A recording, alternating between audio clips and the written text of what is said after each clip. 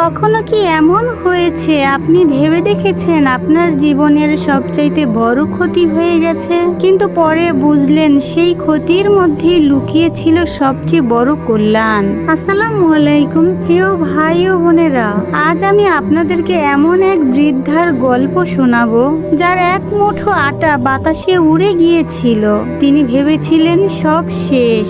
অনেক অনেক বছর আগে হযরত দাউদ আলাইহিস সালাম যখন নবী ছিলেন, তখন তার রাজ্যে বাস করত এক অসহায় বৃদ্ধা। পৃথিবীতে তার আপন বলতে কেউই ছিল না, শুধু ছিল এক নাতি আর এক নাতনি। বৃদ্ধার সংসার ছিল দারিদ্রতায় ভরা। প্রতিদিন মানুষের বাড়িতে কাজ করে যা পেতেন তাই দিয়ে নিজে এবং দুই নাতি নাতনির মুখে খাবার তুলে দিতেন।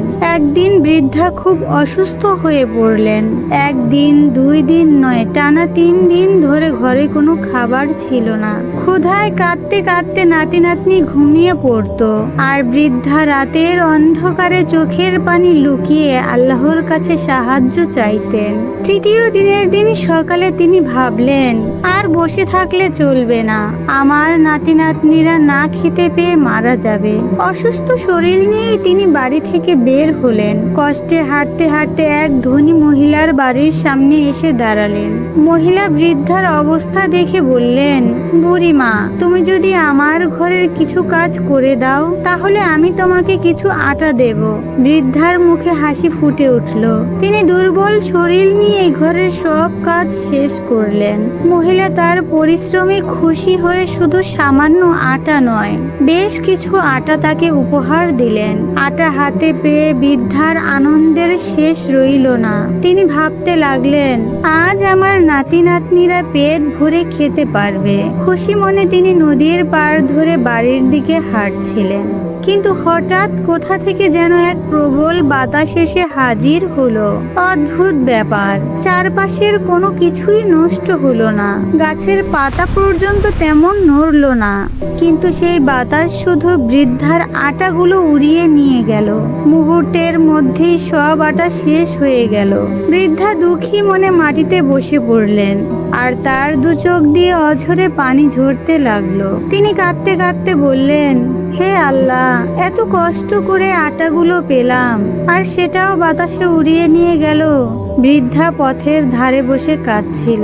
ঠিক তখনই সেই পথ দিয়ে যাচ্ছিলেন কিশোর নবী সুলাইমান আলাইহিস সালাম। তিনি ছিলেন আল্লাহর নবী দাউদ আলাইহিস সালামের পুত্র। কিশোর সুলাইমান আলাইহিস সালাম বৃদ্ধার কান্না শুনে থেমে গেলেন। তিনি জিজ্ঞেস করলেন, মা, আপনি কাঁদছেন কেন? বৃদ্ধা সকল ঘটনা খুলে বললেন। সব শুনে সুলাইমান আলাইহিস সালাম বললেন, আপনি রাজার কাছে যান, বাতাসের বিচার চান। বৃদ্ধা অবাক হয়ে বলল, বাবা, বাতাস কি মানুষ? তার আবার বিচার কি? সুলাইমান আলাইহিস সালাম শান্ত কণ্ঠে বললেন, যে আল্লাহ মানুষ সৃষ্টি করেছেন তিনি বাতাসও সৃষ্টি করেছেন। আপনি যান, বিচার চান। বৃদ্ধা কিশোর সুলাইমান আলাইহিস সালামের কথা শুনে রাজার দরবারে গেলেন। সেখানে গিয়ে তিনি নিজের কষ্টের কথা খুলে বললেন। রাজা দাউদ আলাইহিস সালাম তিনি বৃদ্ধার কথা শুনে বললেন, মা, আমি তো তোমার আটা ফিরিয়ে দিতে পারবো না, তবে তার পরিবর্তে আমি তোমাকে কিছু খাদ্যশস্য দিচ্ছি। তিনি অনেক খাদ্য ও শস্য বৃদ্ধাকে দিলেন। বৃদ্ধা খুব খুশি হয়ে বাড়ির পথে রওনা হলেন। পথে আবার দেখা হলো কিশোর সুলাইমান আলাইহিস সালামের সঙ্গে। তিনি জিজ্ঞেস করলেন, মা, বিচার কি হলো? বৃদ্ধা হাসি মুখে বললেন, বাবা, রাজা আমাকে অনেক খাদ্য দিয়েছেন, আমি খুব খুশি। সুলাইমান আলাইহিস সালাম বললেন, তাহলে তো বাতাসের বিচার হলো না। অন্যায় করেছে বাতাস, শাস্তি পাবে না, এটা কি করে হয়? বৃদ্ধা বললেন, আমি আর কিছু চাই না বাবা। কিন্তু সুলাইমান আলাইহিস সালাম বললেন, না, অন্যায়ের বিচার হওয়া উচিত, আপনি আবার রাজার কাছে যান। বৃদ্ধা বাধ্য হয়ে আবার রাজদরবারে গেলেন। তিনি সুলাইমান আলাইহিস সালামের কথা মতো বাতাসের বিচার চাইলেন। দাউদ আলাইহিস সালাম সঙ্গে সঙ্গে বুঝে গেলেন এ কোনো সাধারণ মানুষের কথা নয়, এর পেছনে একজন জ্ঞানী মানুষের চিন্তা আছে। তিনি জিজ্ঞেস করলেন, মা, তোমাকে এসব কথা কে শিখিয়ে দিয়েছেন? বৃদ্ধা বললেন, আপনার ছেলে সুলাইমান। দাউদ আলাইহিস সালাম সুলাইমানকে ডেকে পাঠালেন। সুলাইমান আলাইহিস সালাম বাবার কাছে এসে একই কথা বললেন, বাবা, বাতাসের বাতাসের বিচার হওয়া উচিত। দাউদ আলাইসাল্লাম বললেন, বাতাসের আবার বিচার কিভাবে হবে? সুলাইমান আলাইসাল্লাম বললেন, আল্লাহ সবকিছুর মালিক, আপনি আল্লাহর কাছে বিচার দিন।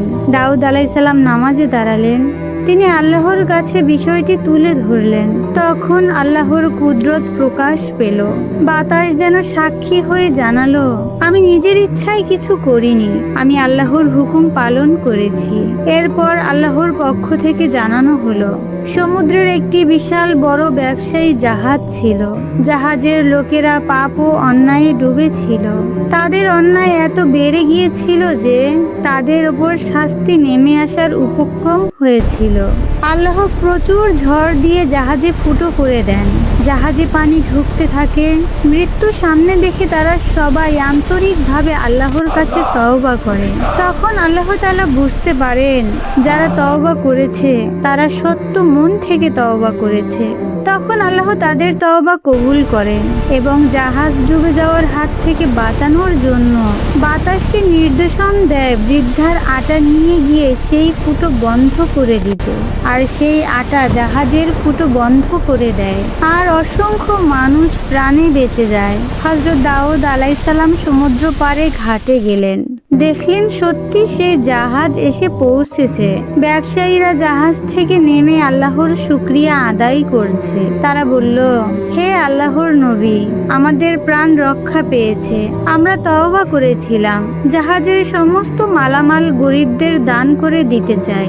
তখন দাউদ আলাইসাল্লাম বললেন, এই সম্পদের সবচেয়ে বড় হকদার সেই বৃদ্ধা যার এক মুঠো আটা তোমাদের জীবন বাঁচিয়ে দিয়েছে। সুবহানাল্লাহ। যে বৃদ্ধা এক মুঠো আটা হারিয়ে কেঁদেছিলেন, আল্লাহ তাকে তার বিনিময়ে জাহাজ ভর্তি সম্পদ দান করলেন। প্রিয় ভাই ও বোনেরা আমার, আমরা অনেক সময় অনেক ঘটনাকে ক্ষতি মনে করি, কিন্তু আল্লাহর পরিকল্পনা আমাদের চিন্তার চেয়ে অনেক বড়। আজ যে জিনিস হারিয়ে গেছে, হয়তোবা তার মধ্যেই লুকিয়ে আছে আগামী দিনের সবচেয়ে বড় রহমত। তাই বিপদে ধৈর্য ধরুন, আল্লাহর ফয়সালার উপর সন্তুষ্ট থাকুন। পবিত্র কুরআনে বলেছেন, নিশ্চয়ই আল্লাহ ধৈর্যশীলদের সাথে আছেন। সূরা আল বাকারা। তাই বিপদে হতাশ না হয়ে, অভিযোগ না করে আল্লাহর উপর ভরসা রেখে ধৈর্য ধরুন। জীবনের প্রতিটি কঠিন মুহূর্তই একজন মানুষের জন্য আল্লাহর পক্ষ থেকে একটি পরীক্ষা। যে ব্যক্তি বিপদ আপদে হতাশা না হয়ে আল্লাহর উপর ভরসা রেখে ধৈর্য ধারণ করে, আল্লাহ তার ধৈর্যের প্রতিদান কখনো বিফল করেন না। কারণ ধৈর্য শেষে আল্লাহর রহমত, সাহায্য এবং উত্তম প্রতিদান অপেক্ষা করে। আমিন।